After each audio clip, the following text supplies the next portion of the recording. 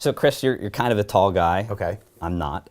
Right. Did you ever play basketball? No. Really? Well, I have, but okay. Not professionally. Or not in school, yeah. I was the center for my high school basketball team. No kidding. Yeah, no. Wow. And we went 0-11.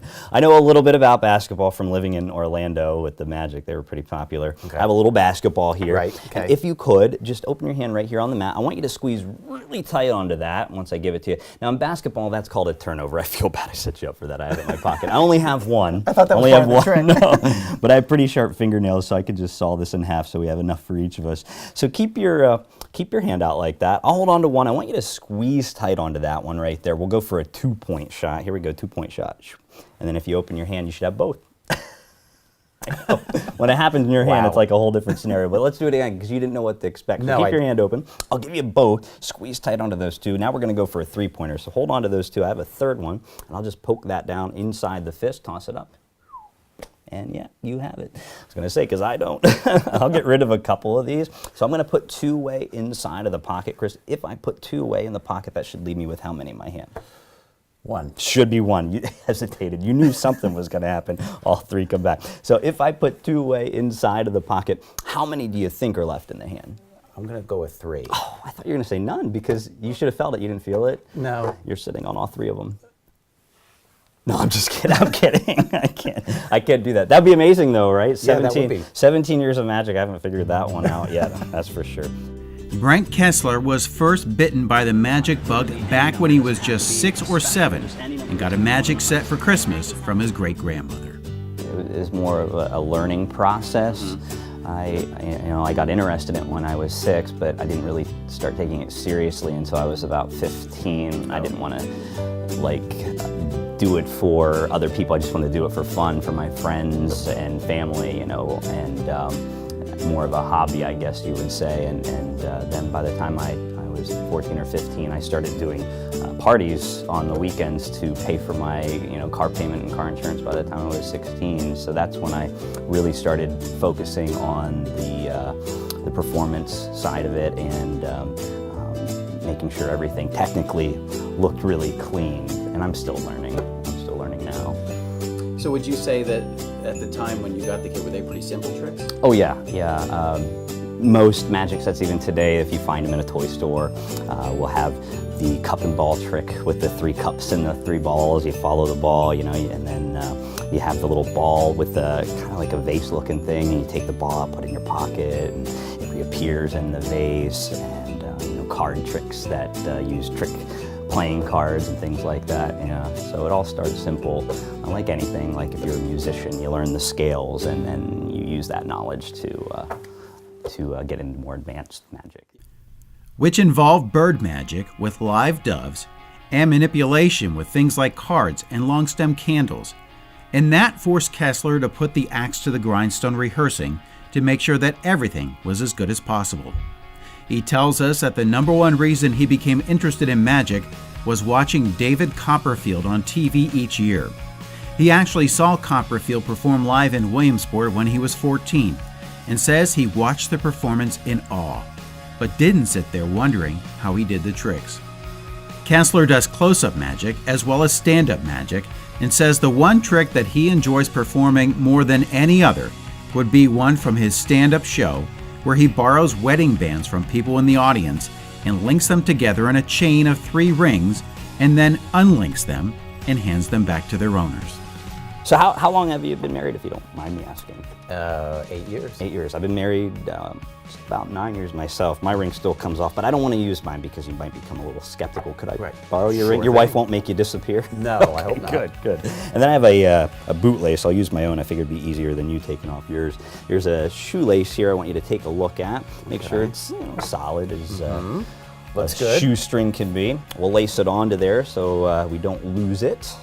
And if you could just, give the ring a pull, make sure it doesn't come off. It's not an illusion, it's really on there. Solid. So you agree the only way to get the ring off would be one of the 2 ends, right? Right. Okay, so what I want you to do, just like you did with the sponge balls, is open your hand on the table, hold on to both ends right there, squeeze tight, there we go, and then just pull gently, and the ring melts through. I'll do it again, I'll put it back on there, I'll lace it on there twice as much as I did the first time.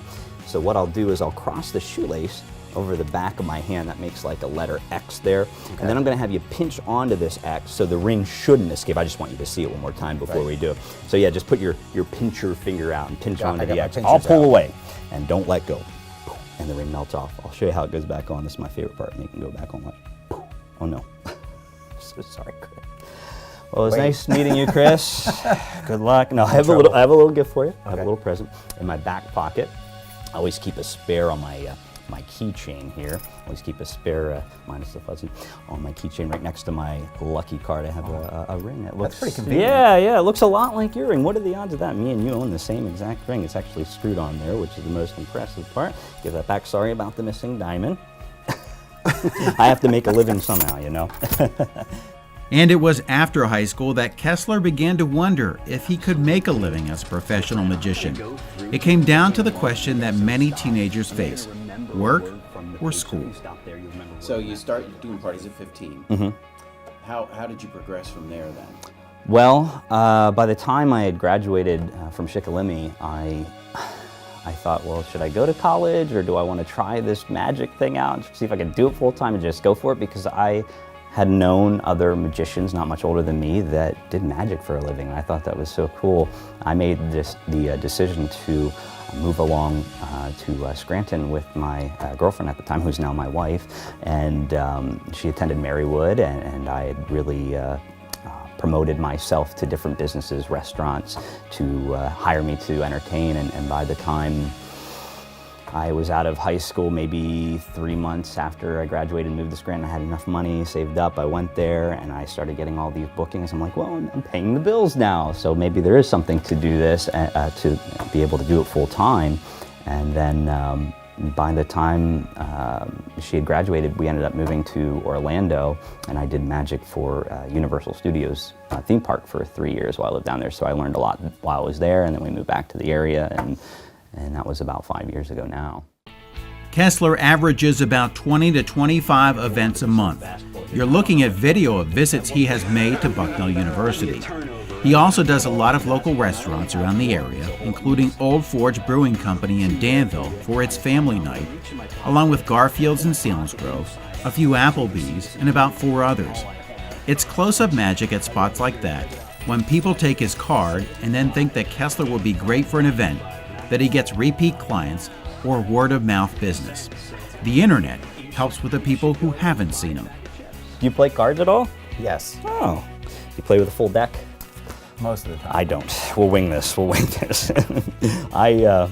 I'm sure if you play cards, you know that there's 52 cards in a deck, 26 red, hearts, diamonds, clubs, spades.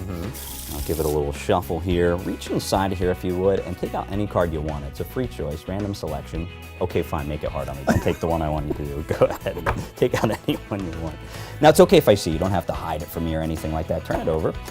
I'm actually going to have you sign that. I'm a big fan. Okay. Go ahead and autograph that. And then right below your name, put your social security number. Okay. Last 4 is all I need. Mother's maiden name. So I'm pretty sure, Chris, this is the only 5 of hearts like it in the entire world, unless you signed another one that we should be aware of. I'm going to leave your card about halfway down in the center of the pack, give or take. Now, as soon as I put it into the middle, I snap my fingers, interestingly enough, it's back on top. Yeah, yeah. Now, if you didn't sign it, you would think, okay, maybe there's another 5 of hearts. So what I want you to do is take your finger, I'll let you see it one last second, and I want you to push the card completely flush all the way in. Yeah. Oh, how about that? How about that? Are you sure you only signed 1? Because, man, I'm pretty sure you had to sign. You didn't sign 2 already? No, pretty sure. Because I saw you push that in there. So here, we'll do it again. Keep an eye on the card. It goes in the middle of the middle, and then, Chris, all you have to do is snap. Ooh, that was good. That was better than me. That was very magical. Very good. You're a snappy guy. Back up to the top. We're going to make a card sandwich. Open your hand there for me, Chris. So put your other hand on top, make a little card sandwich. All I have to do is snap.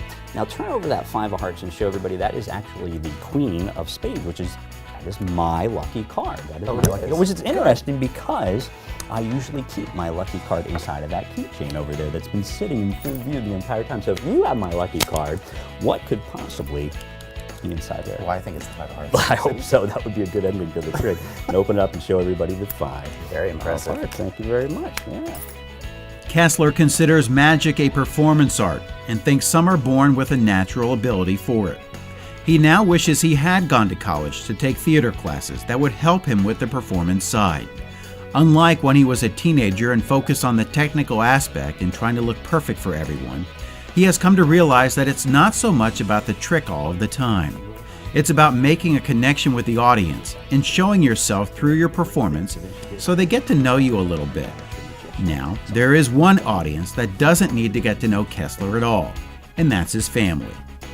My wife, like I said, we've been together for a while. We've been together since the 9th grade. She didn't know I was a magician at the time when we first started dating, which may have been a good thing. I didn't have many girlfriends in high school. But no, we've been together since 9th grade, so she has seen a lot of magic to the point where, and like most magician spouses, I got this new card trick. Oh no, not another card trick.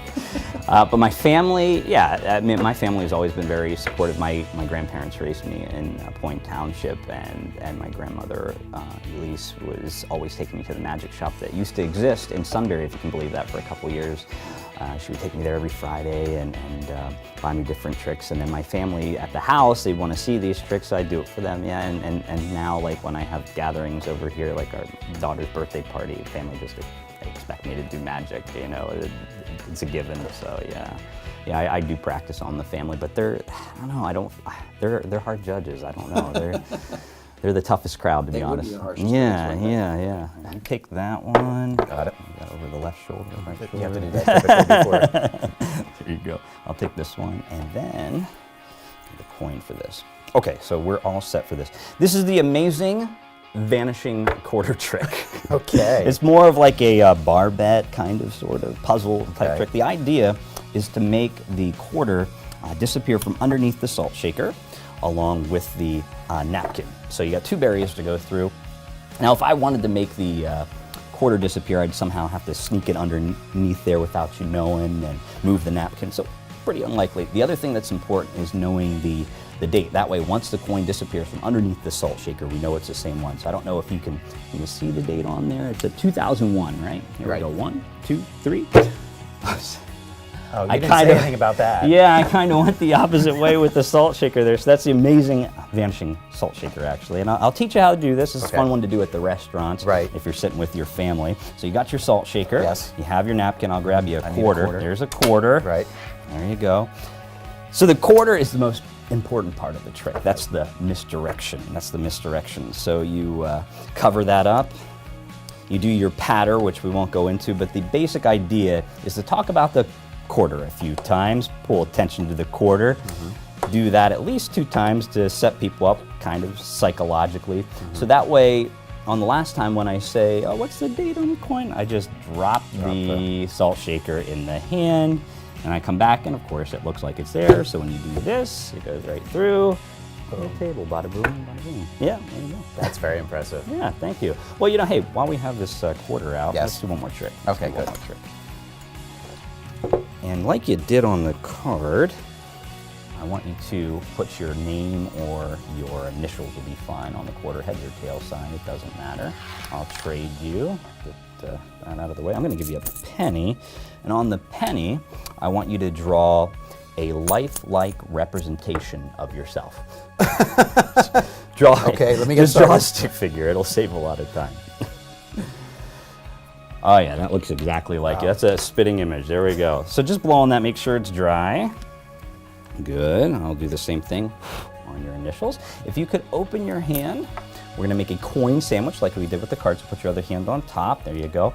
So you have a quarter and a penny. You get to pick which one we use, quarter or penny. I go quarter. Quarter? So I want you to imagine the quarter for a moment. Remember, you signed your name on it. I want you to imagine the little person you drew on the penny coming to life like a cartoon in your hand, picking up that quarter, holding the quarter and bending it in half. And I know you're laughing because you're starting to feel a little pressure and a little heat. Now focus all your strength from your shoulder to your hand. Imagine that coin bending, which is something physically you could only do with like a pair of pliers. Sure. But think about that coin bending. Now take your top hand off of there. You did pick the quarter. I'm going to take the penny out of the way. And I just want to show you if you can pick this up how bent that quarter really is, to the point where you would have certainly noticed that when you signed your initials on there earlier. It's not a trick coin, it's not a fake coin. You can keep those, show your kids at home, and tell them about how Daddy bent the coin. That's yours to keep. You can keep that too. Nice. So that'll all be worth about 26 cents on eBay. Right. Yeah. Very impressive. We are at Old Forge, one of the places where Brent performs, and you can check out their website to see when he'll be here next. And when you do get here, take a look at the ceiling, and you'll see playing cards up there. That is part of his close-up routine. He throws cards at the ceilings, and some of them stick, some holding up there longer than others. If you have a segment idea for us, send it at IYN@secv8.com or check out our Facebook page. I'm your host, Chris O'Rourke. We'll see you again next time, maybe even in your neighborhood. And thanks to the magic of television, I can say, Brent, eat your heart out. Oh wait,